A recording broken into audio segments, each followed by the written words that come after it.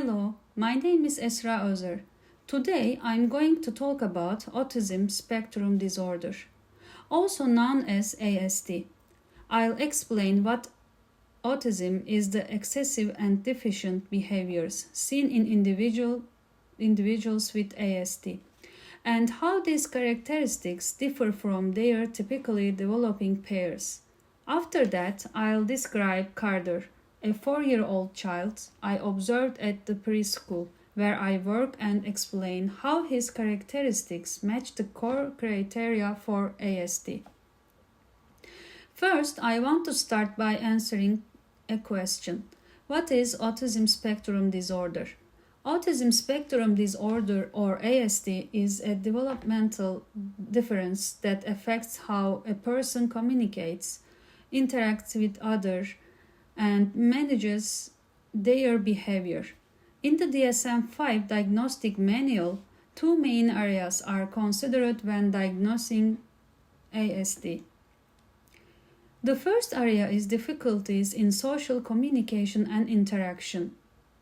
Children with ASD typically find back and forth conversations challenging, or connecting social with friends or teachers.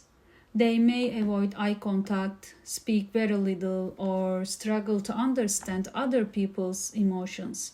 Sometimes they don't show typical facial expressions or gestures. For example, when their parents come to pick them up from school, they may not smile, wave, or hug them like other children might. The second area is repetitive behaviors and restricted interests. Children with autism may show repetitive movements like hand flapping or spinning, or they may repeat the same words again. They might become very attached to routines and get upset if something changes. They may also have very strong interests, for example, only wanting to play with whales or airplanes. Sensory differences are also common. Some children may be very sensitive to loud noises or certain clothing textures. Now I'd like to talk about the kind of excessive behaviors we often see in individuals with autism. First, we often see repetitive movements or sounds. This could look like hand flapping, rocking back and forth, spinning object, or repeating the same words or phrases. Second, many children with autism have very intense interests. Third, they may rely heavily on routines. Even a small change in daily schedule can make them feel uncomfortable or upset. Fourth, sensory sensitivities are very common. Some children may cover their ears because loud sounds bother them, avoid bright lights, or not notice cold temperatures the way others do. And fifth, we sometimes see a strong attachment to objects. For example, a child might always carry a specific toy and become very upset if it goes missing. Now I want to talk about behavioral deficits we often see in individuals with autism. First, many children with autism have challenges with verbal communication. These might look like limited speech, delayed language development, or difficulty expressing what they need or want.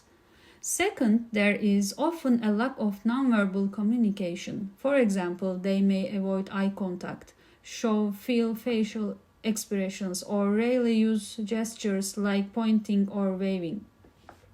Third, social interaction can be challenging.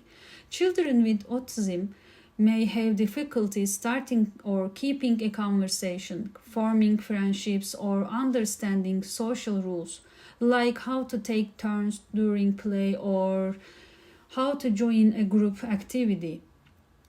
Fourth, they may have limited emotional awareness. They might not notice when someone else is happy, sad, or upset, or they may not react in a way that matches the situation.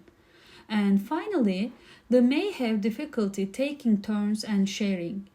This may manifest as not waiting his turn during play, having difficulty sharing toys, or pushing his friend. Now let's compare some of the characteristics seen in individuals with autism with those of their typically developing peers. Social interaction and communication. Children with autism often struggle with eye contact and may have difficulty understanding facial expressions, gestures, or tone of voice. They may not respond when their name is called or may not start conversations on their own.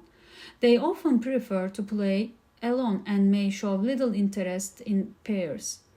In contrast, typically developing children make eye contact, use facial expressions, gestures naturally, and enjoy imaginary play and making friends. Second, repetitive behaviors and restrict interest. Children with autism may flap their hands, rock or repeat words, and they may develop an intense interest in one topic. Typical children, on the other hand, have a variety of interests, are more flexible during play, and adapt more easily to change. Third, sensory differences. Children with autism may be overly sensitive to loud sounds, lights, or textures. Typically, developing children usually respond to sensory input in more balanced way. For instance, during a classroom party, a child with autism might feel worried due to noise and crowds, while other children enjoy the event. Finally, language and emotional expression. Children with autism might have speech delays or use language in unusual ways. They may not express emotions as expected or may struggle to understand others' feelings. Typically, developing children use age-appropriate language and show emotions clearly through voice, face, and body language. For example, if a friend is upset, a typical child might offer a toy to comfort them, while a child with autism may not notice or respond.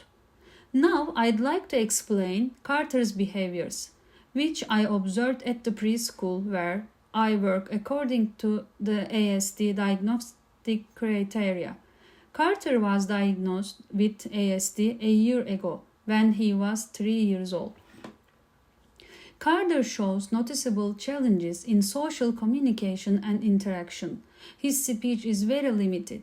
He mostly echoes words he hears but doesn't use them to communicate. His eye contact is brief and he rarely initiates conversations with peers or teachers. He usually prefers to play alone. For example, in the gym, if he takes a ball from another child, he continues playing without noticing that the other child is crying.